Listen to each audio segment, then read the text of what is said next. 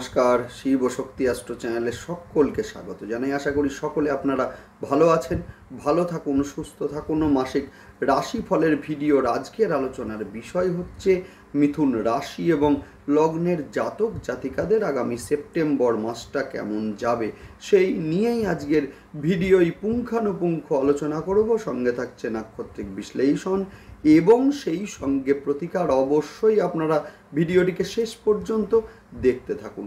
September মাসের শুরুতেই আমরা রবিকে দেখব তৃতীয় স্থানে অবস্থান করতে, অর্থাৎ মিথুন রাশি এবং লগ্নের তৃতীয় স্থানে অবস্থান করতে, এবং সেই সঙ্গে রবিকে স্বক্ষেত্রস্থ অবস্থায় আমরা পাব, যার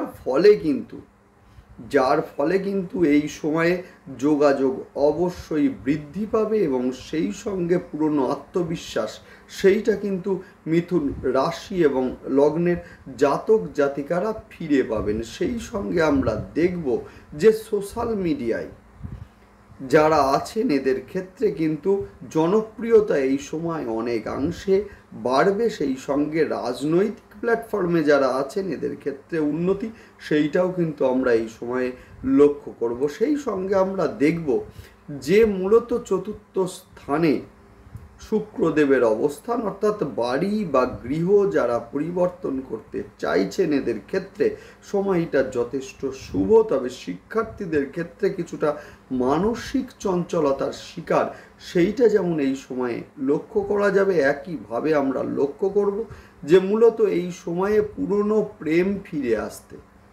সেই সঙ্গে দেখব যে প্রেমের ক্ষেত্রে কিছুটা সন্দেহ এবং যার ফলে একটা ডিস্টেন্স বৃদ্ধি সেইটা কিন্তু এই সময়ে লক্ষ্য করা যাবে। মূলত বিভিন্ন ভিডিওতে আমরা দেখছি যে শুক্রদেব কন্যায় নিচস্থ হচ্ছেন, সমস্যা বাড়বে। দেখুন, একটা কথা বলে রাখি যে শুক্রদেব যেমন কন্যায় নিচস্থ হচ্ছেন, একইভাবে কিন্তু মূলত কন্যা রাশিতে কন্যা রাশির অধিপতি বুধ মার্গী অবস্থায় গোচর করছেন, অর্থাৎ মার্গী বুধকে আমরা সেপ্টেম্বরের প্রথম থেকেই লক্ষ্য করব স্বক্ষেত্রস্থ অবস্থায় অবস্থান করতে, যার ফলে কিন্তু যাদের অলরেডি জমি বা সম্পদ বা গৃহ ইত্যাদি নিয়ে সমস্যা চলছিল বা যে সমস্যা মূলত আইন পর্যন্ত পৌঁছেছিল, সেই জায়গাটা দেখব অনেকটা মীমাংসার জায়গায় আসতে অবশ্যই আসবে এবং মূলত তার একটা স্থায়ী সমাধান সেইটা কিন্তু লক্ষ্য করা যাবে। যাই হোক, শুরু করছি বিস্তারিত আলোচনা। শুরুতেই সকলকে অনুরোধ করব অবশ্যই আপনারা চ্যানেলটিকে সাবস্ক্রাইব করে নেবেন। দেখুন, গ্রহের গোচর সেটা স্বল্প সময়ের জন্যই হোক বা দীর্ঘ সময়ের জন্যই হোক, গ্রহের গোচরের একটা ইম্প্যাক্ট কিন্তু আমাদের জীবনে ভীষণভাবে পড়ে।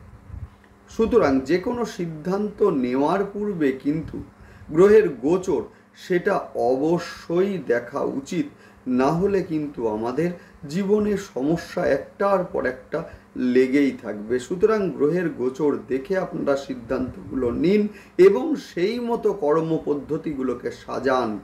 100% জীবনে সমস্যা আসবে না, সমস্যা থাকবে না, সমস্যামুক্ত জীবন যাপন আপনারা করবেন। সুতরাং সব থেকে বড় প্রতিকার হচ্ছে গ্রহের গোচর অনুযায়ী আমাদের চলা, যার ফলে কিন্তু কোনো প্রতিকার লাগে না। দেখুন, আমার হাতে কিন্তু স্টোন নেই, কোনো প্রতিকার লাগে না। গ্রহের গোচর অনুযায়ী আপনারা চলুন, দুর্দান্ত হবে, দারুণ ভালো হবে। সেই কারণে অবশ্যই আপনারা চ্যানেলটিকে সাবস্ক্রাইব করে নেবেন, যাতে গ্রহের গোচরের সঙ্গে সঙ্গে প্রতিটা ভিডিওর নোটিফিকেশন আপনাদের কাছে সহজে পৌঁছে যায়। মিথুন রাশি, যার বর্তমানে কিন্তু নবমে শনিদেব অবস্থান করছেন, ফলে যাদের জন্মছকে শনিদেব নিচস্থ আছেন বা শত্রু গৃহগত রয়েছেন এবং যাদের শনিদেবের দশা বা অন্তর্দশা চলছে, বিগত 2 বছর ধরে আমরা লক্ষ্য করেছি বারংবার ভাগ্য বিড়ম্বনার শিকার হচ্ছেন মিথুন রাশি এবং লগ্নের জাতক জাতিকারা। সেই সঙ্গে আমরা দেখব যে হওয়া কাজ আটকে যাচ্ছে বা যে কাজ এখন হওয়ার কথা ছিল সেই কাজ ডিলে হচ্ছে। উচ্চশিক্ষার ক্ষেত্রে বারংবার বাধার সম্মুখীন হচ্ছেন মিথুন রাশি এবং লগ্নের জাতক জাতিকারা। দশমে রাহুর অবস্থান। সুতরাং যাদের জন্মছকে রাহু ষষ্ঠ, অষ্টম বা দ্বাদশ ভাব সংযুক্ত হয়ে রয়েছে, এদের ক্ষেত্রে কিন্তু কর্মের চাপ বা কর্মের স্থায়িত্ব নষ্ট হতেও কিন্তু লক্ষ্য করেছি আমরা। শনিদেবের তৃতীয় দৃষ্টি একাদশ স্থানের ওপরে পড়ার জন্য সাকসেস রেট কিন্তু অনেকাংশে হ্রাস পেয়েছে মিথুন রাশি এবং লগ্নের জাতক জাতিকাদের। শনিদেবের সমসপ্তম দৃষ্টি আপনাদের তৃতীয় স্থানের ওপরে পড়ার জন্য কাজের এনার্জিও হারাচ্ছেন মিথুন রাশি এবং লগ্নের জাতক জাতিকারা। তবে তৃতীয় স্থানে রবির গোচর এবং স্বক্ষেত্রস্থ রবি, যেটা কিন্তু মিথুনের ক্ষেত্রে অনেকাংশে আমরা দেখব পজিটিভ, এবং সেই সঙ্গে আমরা লক্ষ্য করব যে পুরনো আত্মবিশ্বাস ফিরে পেতে মিথুন রাশি এবং লগ্নের জাতক জাতিকাদের ক্ষেত্রে। সেই সঙ্গে আমরা দেখব যে এই সময়ে সোশ্যাল মিডিয়ায় যারা আছেন বা সংযুক্ত রয়েছেন, এদের কিন্তু জনপ্রিয়তা এই সময়ে বাড়বে। সেই সঙ্গে যাদের পিতা দীর্ঘদিন ধরে অসুস্থ ছিলেন এবং মূলত ট্রিটমেন্ট এই সময়ে চলছিল ঠিকই, কিন্তু কোথাও না কোথাও একটা ঘাটতি সেইটা হচ্ছিল, সেই জায়গায় আমরা দেখব যে একটা বেটার ট্রিটমেন্ট অবশ্যই এই সময়ে পেতে এবং সেই সঙ্গে দ্রুত আরোগ্যের পথে অগ্রসর হতে যারা রাজনৈতিক প্ল্যাটফর্মে রয়েছেন, এদের ক্ষেত্রে সময়টা যথেষ্ট ভালো। উন্নতির যোগ এই সময়ে রয়েছে।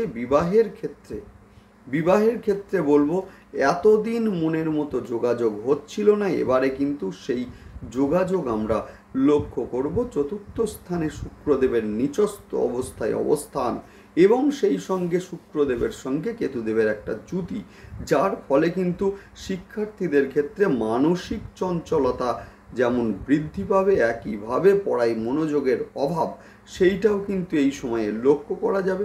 সেই সঙ্গে কন্যা সন্তানের শরীর নিয়ে একটা দুশ্চিন্তা, সেইটা কিন্তু এই সময়ে লক্ষণীয়। সেপ্টেম্বরের 18 তারিখ পর্যন্ত এই অবস্থা চললেও যেহেতু বুধ মার্গী হচ্ছেন এবং তিনি কন্যায় স্বক্ষেত্রস্থ হচ্ছেন, ফলে যাদের এই সময় বাড়ি, জমি বা ফ্ল্যাট ইত্যাদি নিয়ে বিবাদ চলছিল সেই জায়গা, এবং অলরেডি যাদের এই বিবাদ আইনগত অবস্থায় পৌঁছেছিল বা আইন পর্যন্ত পৌঁছেছিল, এবার আমরা দেখব একটা স্থায়ী সমাধান হতে তার। সেই সঙ্গে আমরা দেখব যে যারা গৃহ পরিবর্তন করতে চাইছেন, এদের ক্ষেত্রে কিন্তু বেটার চান্স নিয়ে আসবে এই গোচর। কন্যা সন্তানের শরীর মূলত কিছুটা অসুস্থ হওয়া বা হঠাৎ করে ঠান্ডা লেগে যাওয়া, স্কিনে র্যাশ বেরোনোর মতো সমস্যা, সেইটা কিন্তু এই সময়ে লক্ষ্য করা যাবে। সেই সঙ্গে আমরা বলবো যে 18 তারিখ পর্যন্ত যাদের গর্ভস্থ সন্তান অলরেডি রয়েছেন, এই ক্ষেত্রে মূলত 18 তারিখ পর্যন্ত একটু সতর্কতা অবলম্বন আপনারা করুন। প্রেমের ক্ষেত্রে অহেতুক সন্দেহের অবতারণা এবং যার ফলে একটা ডিস্টেন্স সৃষ্টি এবং সেই সঙ্গে নিজেদের মধ্যে তৃতীয় কোনো ব্যক্তির আগমন, সেইটাও কিন্তু এই সময়ে লক্ষ্য করা যাবে। 18 তারিখের পরে এই সমস্যার সমাধান হতে আমরা দেখব। বন্ধুকে বিশ্বাস করে মনের কথা বলছেন বা হয়তো টাকা ধার দিয়া, এই দিক থেকে বলবো 18 তারিখ পর্যন্ত আপনারা বিরত থাকুন, না হলে নতুন সমস্যার সৃষ্টি হতে পারে।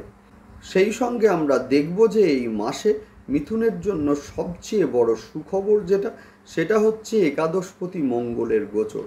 একাদশপতি মঙ্গল যিনি ছিলেন এতদিন আপনাদের দ্বাদশে, সেই মঙ্গল কিন্তু আপনাদের রাশি বা লগ্নের ওপরে অবস্থান করবেন, যার ফলে কিন্তু সাকসেস রেট মিথুনের সেটা কিন্তু অনেকাংশে বাড়বে এবং আগামী 45 দিন কিন্তু এর সুফল মূলত মিথুন রাশি এবং লগ্নের জাতক জাতিকাদের পেতে দেখব আমরা। সেই সঙ্গে যে সমস্ত হওয়া কাজ আটকে যাচ্ছিল এবং অর্থনৈতিক সংকটে ভুগছিলেন, সেই জায়গাটা কিন্তু এবার অনেকাংশে ভালো হবে। যারা লোন নিয়ে ব্যবসা করবেন ভাবছিলেন কিন্তু কোনো না কোনো কারণে লোন আটকে যাচ্ছিল, এবার আমরা দেখব সেই লোন স্যাংশন হতে।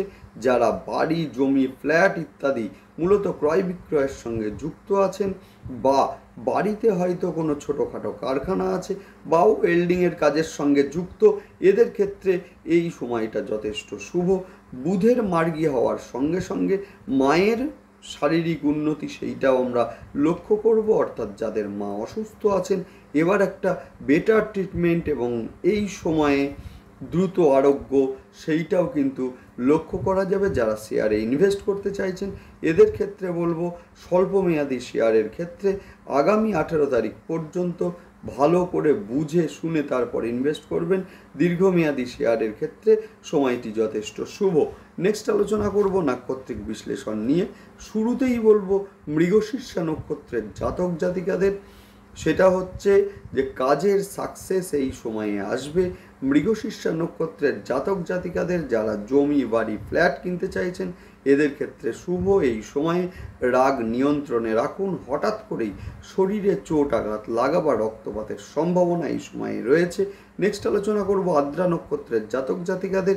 কর্মক্ষেত্রে চাপ এই সময়ে বৃদ্ধি পেতে পারে। মূলত এই সময়ে পুরনো প্রেম যেমন আমরা ফিরে আসতে দেখব, একইভাবে তেমনি প্রেমে ভুল বোঝাবুঝি সেইটাও কিন্তু লক্ষ্য করা যাবে, যার ফলে একটা ডিস্টেন্স সৃষ্টি সেইটাও কিন্তু লক্ষ্য করা যাবে। ফটকা অর্থের আগমনের সম্ভাবনা এই সময়ে রয়েছে। গৃহ যারা মূলত পরিবর্তন করতে চাইছেন এদের ক্ষেত্রে সময়টা যথেষ্ট শুভ। নেক্সট আলোচনা করব পুনর্বসু নক্ষত্রের জাতক জাতিকাদের। স্বামী বা স্ত্রীর শরীর নিয়ে একটা দুশ্চিন্তা এই সময়ে থাকবে।